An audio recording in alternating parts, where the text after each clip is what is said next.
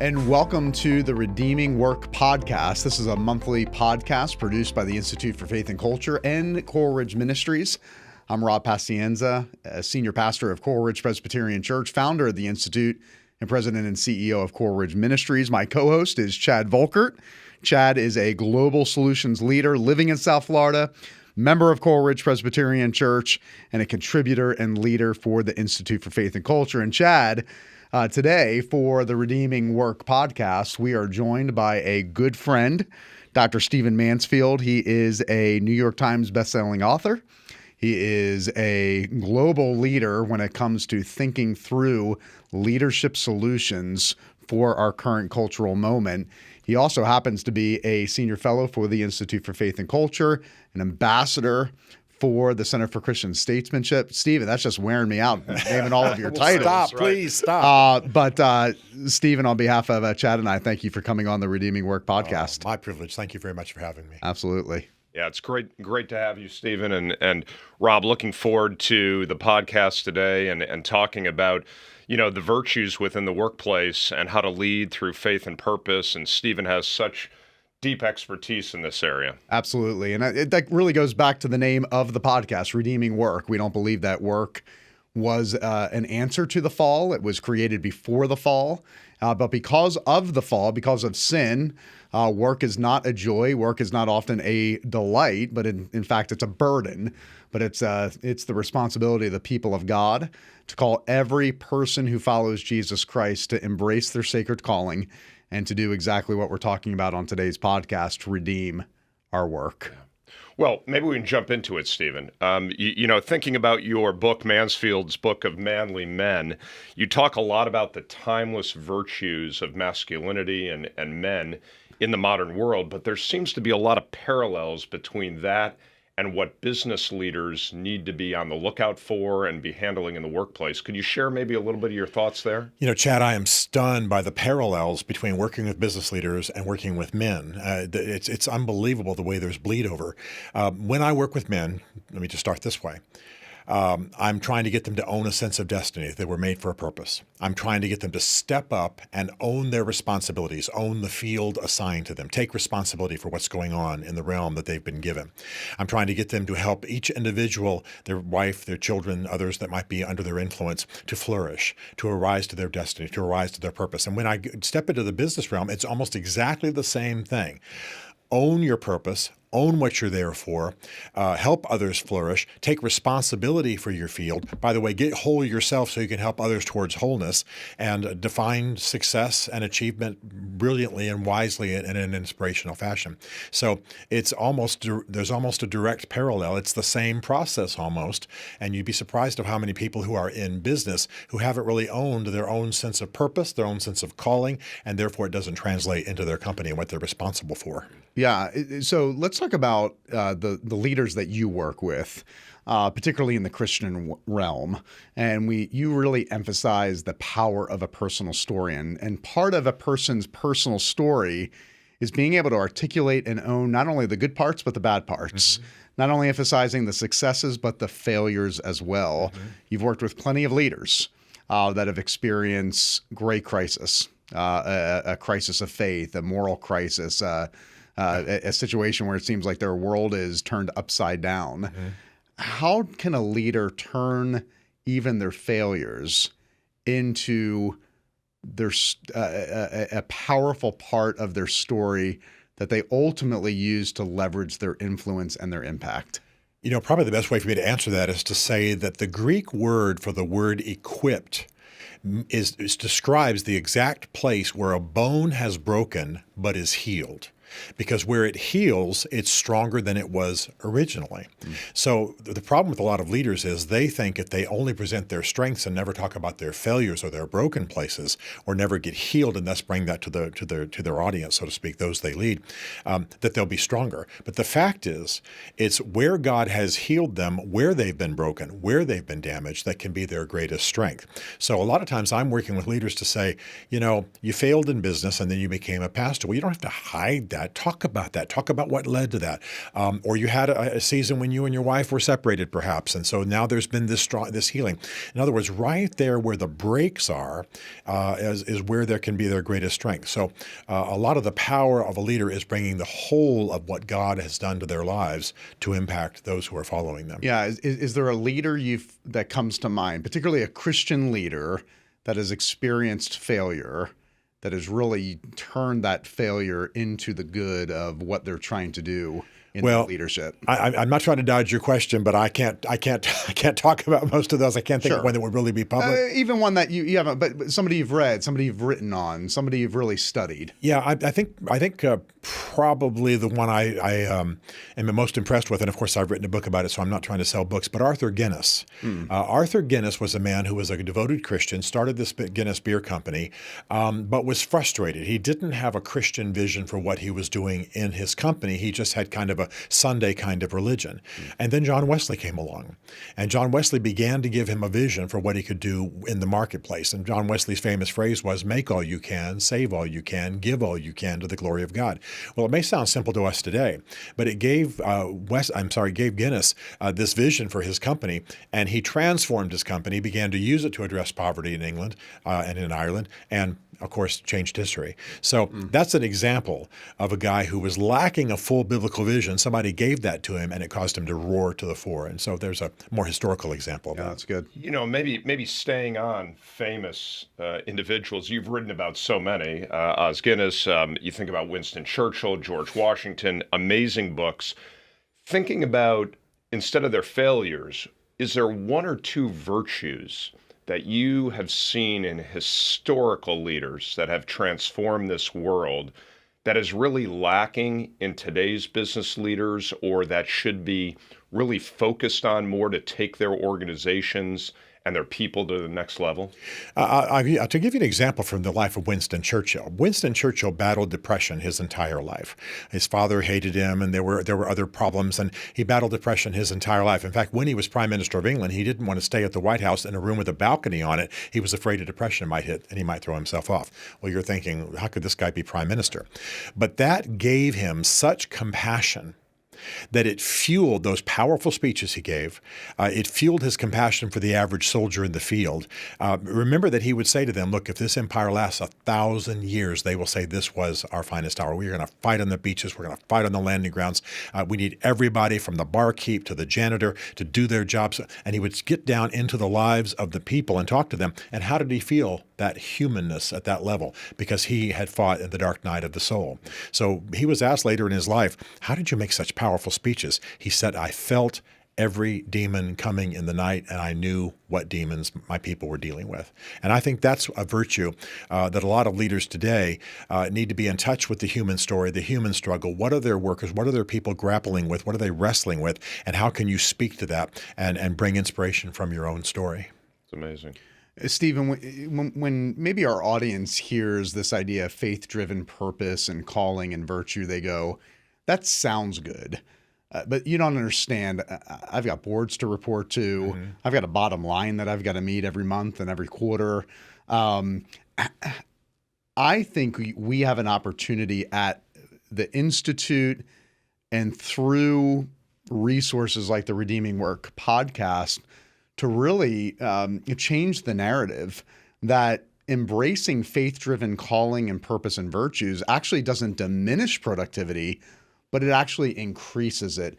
How can the leader that is a Christian, they're in church every Sunday, in private, they believe everything the three of us believe, how can they be motivated to take their faith, to take their virtues, and allow it to be expressed in a way that they're motivating their team, inspiring others, and ultimately accomplishing everything their business sets out to accomplish? Yeah, I'm reminded of Mother Teresa, who said, preach the gospel and use words if you must. We don't want to release into the marketplace a lot of people in business who talk their faith all the time but aren't doing a great job on the job. Right.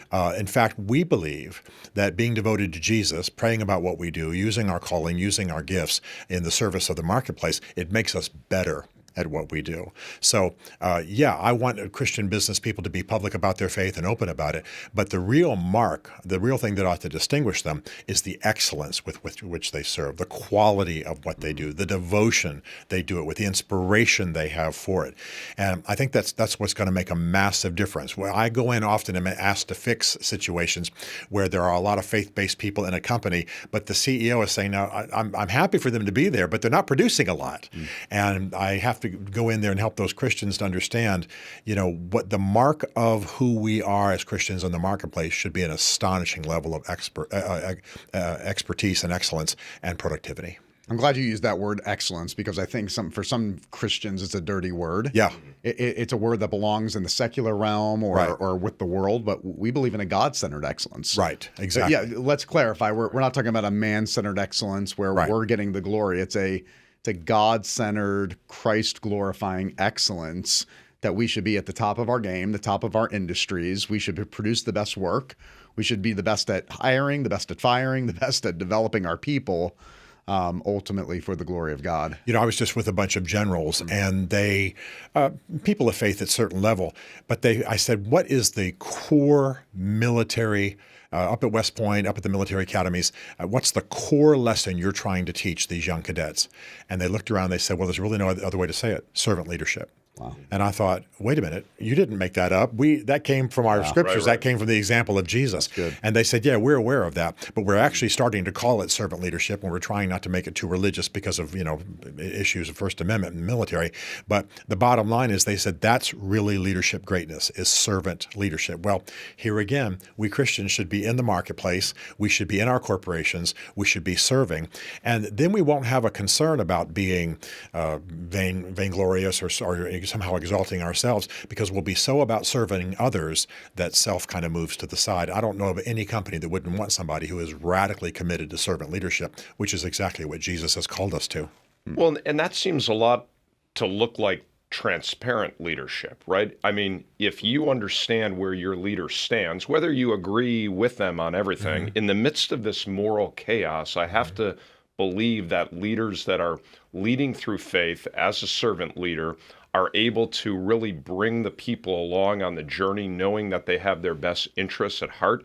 I mean, do you see examples of how leaders are doing that effectively within the workplace? Yes, very much. The fact is that the Christian worldview means that we look at an individual as a person with a mind and a body, but also a spirit. They've got a calling, they've got a purpose. And wise leaders kind of reach into the soul of a person and call out their best, call out a higher vision. You may not necessarily be discipling them in Jesus within the company, but you definitely recognize this person has a calling, they have certain gifts. I'm going to summon that. I'm going to inspire that. I'm going to build on that. So that Christian worldview creates the very way you relate to those that you're working with. And smart leaders do this. In fact, I sat in a Chick-fil-A seminar not too long ago, and that's exactly what they were talking about. Basically, they were saying everybody's got a destiny. Everybody's got a spirit. Everybody's got certain gifts. Your job is to cinch their sense of destiny and purpose and calling and inspiration to the purposes of the company, making them better along the way. And I think that's the essence of Christian leadership. Fascinating. Stephen, in your writings, you talk about the archetype of the king. The king. Let me pause there. Sorry. Sorry. No, it's okay. All right. Let me hold on one more sip. Yeah. Take your time, man. How are your allergies? Are they getting any better? Yeah. Yeah. By the way, mine kicked up in the last week. Well, the fires. Is that what, that's what it said. The and I don't fires normally have I could tell something was going on down here. Yeah. Even my voice, the last couple of days, is like a little raspy, more than normal. Okay. Stephen, in your writings, you talk about the archetype of the king that provides order and direction in a state of chaos. I don't think it's any surprise to our listeners that we are facing a state of great moral crisis in our culture. How does a Christian business leader play that role, fulfill their role as the king, without, on the one hand, alienating their employees, but on the other hand, not giving in to the pressures of culture? Yeah, it's a great question because we tend to think of ruling and presiding as somehow being arrogant and being dominating.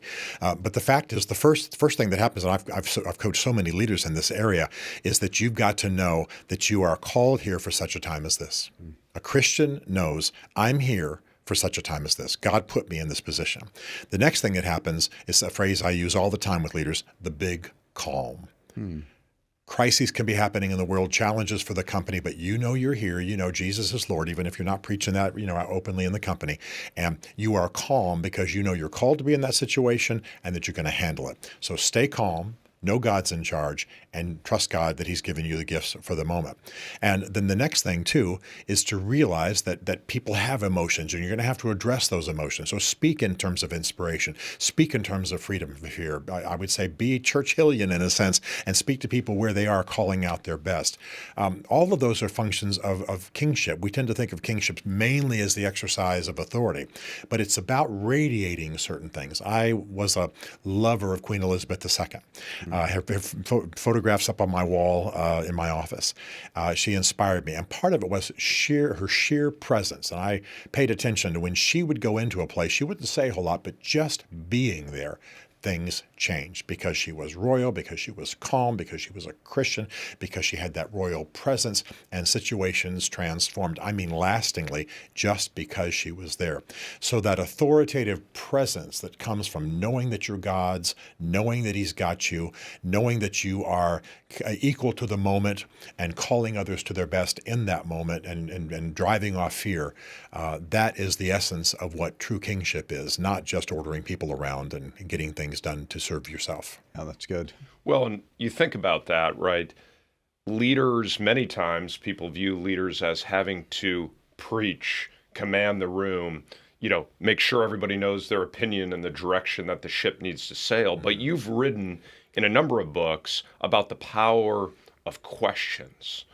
And so as you think about leadership and the executives in the workplace, could you share maybe a little bit about what intentional questions should leaders be asking their teams that bring forth trust, transparency, that bring out really the ultimate calling of not only the organization, but also of that kingship type leadership? This is a huge area because the questions a leader asks is a kind of language. It's a communication to the company. And I'll tell you, most leaders don't have the courage to ask the questions that need to be asked. Right? So when something's going wrong in a company, it's usually because the leader hasn't asked the most productive, the most fruitful, the most revealing questions. And so they've got to have the courage to ask the tough questions. Will you ask the questions that take us wherever we need to go? Why is this failing? What did we do wrong? Did we launch the wrong initiative? Have we put a lot of money into the wrong computers? Do we have the wrong people in place? Did I mess up? I'm willing to ask the dock worker, did the CEO mess up? And I want the CEO to want that question answered even more fully. So to ask the tough questions and to ask the wise questions and then pay attention to the answers. The reality is, and I'm sorry to state it negatively, most high-level leaders are afraid of full answers to tough questions because it seems like an indictment. Just the other day, I was helping a university, and one of the officials said, "We don't want so-and-so, this certain senior executive." They take tough questions as an accusation. And so that university is having a very, very difficult time as a result. But in another situation I'm thinking of, the CEO, the leader, is fearless, always wanting more information, always wanting the questions answered. Ask a guy who just drops off the milk in the cafeteria. He says, anything you see here? He's always asking the tough questions and willing to respond. And the organization is healthy as a result. Well, and I would just point out, it's important to ask those questions, but it's more important to actually listen to the answers. Yes. And then take action on Yes. that. We see far too many leaders in today's world, they feel that they can ask some questions and then the teams say, well, they heard me, but they didn't do anything about it, right? Yeah. I was in a corporate cafeteria just not too long ago and got my drink of choice, Diet Coke. And because it came from one of the dispensers, it was a little flat. And I pushed it away and somebody said, "Is there anything wrong?" I said, "It's a little flat, but it's fine. We're done. We got to go." The next day, I get an email from the CEO. He had gone in there like he does on a regular routine, asked, is anything gone wrong? It wasn't just that I was a guest. Yeah, we had some people complain that the soft drinks were flat. He got in there, got on his knees, started looking at the machine with them. They decided to replace the machine, let me know the next day, and when I went in there that day, it was fixed. Now, that's a guy who's like, whatever the problem is, in the men's room, in the locker room, on the shipping dock, I want to know and I want to address it. And I was impressed with that. And that organization's thriving because of that kind of culture. It's great.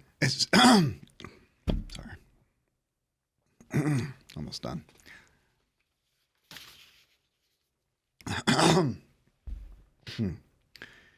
Stephen, if people are listening, they might go, this is great for those that own their own business. They are the C-suite leader. And they might be a senior manager, but they feel like they have very little influence or opportunity to really change culture, particularly in their workplace. For the Christian, that might be struggling. You know, we look at the companies that don't seem to be learning their lesson. Off camera, we were talking about Bud Light and Cracker Barrel, for instance. Yes. You're a Christian senior level executive, but doesn't seem like you can change much. What's your encouragement? What's your calling to them in a culture that continues to go woke? And continues to embrace DEI and other theories that are certainly antithetical to the Christian message? Well, first of all, just at a devotional level, pray about everything that you're responsible for. Ask God for wisdom. You don't have to communicate that you're doing that within the company. That may not be appropriate, but you want to ask God to give you wisdom and grace and understanding and knowledge and inspiration for your situation. The second thing is bear in mind that culture is what you encourage to grow. We all know there's crazy thinking out there in DEI, and companies are being ruined by a wrong approach to all of that. But within the sphere that you have control over, you're encouraging a culture. There's a culture amongst the three of us. We've been together all morning. We've been encouraging each other and speaking to each other. There's a culture that arises. It's what is encouraged to grow. You're the senior pastor at Coral Ridge and CEO of all the ministries, and so you're encouraging a certain culture. I've watched you. You're encouraging, you're challenging, you're asking questions, you're probing. There's a culture of honesty and integrity and let's go and let's do this. So each person needs to recognize that they can't fix the macro culture, perhaps. They can't take over the entire company. But, for example, Cracker Barrel going through some crises right now, but there's a local manager who has an ability to alter the culture just within that local branch, or maybe just the shift of one restaurant, the shift supervisor. They have the ability to encourage the right things to grow to the glory of God. And that's how we have to think. Have the influence we can have, where we can have it, and don't feel like we have to be responsible for the macro. That's awesome. So maybe shifting gears just slightly, it is highly stressful in the leadership roles. We know that outside influences, internal pressure, your publicly traded company, you're trying to hit profits, etc. And burnout can be fast and approach in the dark at night. You've written a lot about how to create a rhythm, a balance. I remember your words on Churchill, and he never sat still, but his recharge was hobbies, right? Not napping, as an example. So do you have advice of what you've seen great leaders and a great leader such as yourself on how to create that rhythm of balance to prevent the burnout in this chaotic type of a workforce? Yeah, there's a principle that's in some words of Paul that I see most really powerful leaders who are Christians living out and that I try to live out. Paul said to the Corinthians, I will not boast beyond the field assigned to me. This field includes you. Well, it becomes obvious that Paul knew, and by the way, the Greek word is metron. We get our word meter from it. So there's an actual sort of invisible measured space that is his sphere of responsibility, right? So in my life, it includes my wife, it includes my kids, it includes homes, it includes whatever, it includes my businesses. In other words, there is a field that you should be able to define as an effective leader that you are responsible for every season in your life. If you get beyond that field, stress and burnout happens because you don't have enough grace to manage beyond what God's assigned to you. If you are doing less than what that field is, well, you're not growing, you're not increasing because you're not at the very borders of what's been assigned to you. So I challenge leaders all the time in conferences and counseling and seminars. I want you, for every season of your life, to be able to define the field assigned to you. And don't let anyone push you outside of that. Now, this includes, by the way, practical things like taking care of yourself and getting exercise and all of that kind of thing, tending your romantic life and what have you. But most of the CEOs who get into trouble have gone way beyond what there is actually assigned to them. And I mean by God, includes their job, includes their home life. They've gone way beyond it. And so as a result, there's stress, there's burnout, there are health problems. But if you'll stay, as the old Sunday school thing is, stay under the spout where the glory comes out. That's what we teach the kids. Stay where God's grace is for you and man and guard those boundaries, cause everything to flourish within that field. Then you'll see growth and you'll see development, but you won't have the stress and burnout that leads, by the way, to all kinds of immorality and all kinds of medicating and all kinds of disaster. That's the principle I've seen work the best. Great advice. Stephen, when I introduced you by many titles, one of them being a senior fellow for the Institute for Faith and Culture. And you've really been on the ground floor ever since we launched the Institute out of Coral Ridge almost 3 years ago now. And one of the main areas of emphasis, in particularly the last year, has been really helping young, rising entrepreneurs, Christian executives in the marketplace in the South Florida region. Help them think through how do you integrate your faith and your virtues into your marketplace? Why are ministries like this, initiatives and programs where we're reaching out to the next generation of Christian leaders and saying, your faith matters, but it not only matters on Sunday morning, but it matters on Monday morning? Why is this so important for the church in the 21st century? Well, to start negatively, the church for a long time ignored people in the marketplace, ignored people in business. Come in, sit down, behave yourself, write a check. That basically was the message to the business community. And I really want to commend you, Rob, and commend Coral Ridge, because it's rare that you have a church of these kinds of means, this kind of influence, saying, look, you are called just as surely as I am. You and I believe that Chad is called just as surely as clergy are, just as surely as ordained people are, called to the marketplace, called to serve, called to do what he's doing. And so what you're doing is you're calling these people in the marketplace to step up and accept the calling of God on their life. It's essential. The young especially are desperate for it. They don't believe in this divided kind of existence.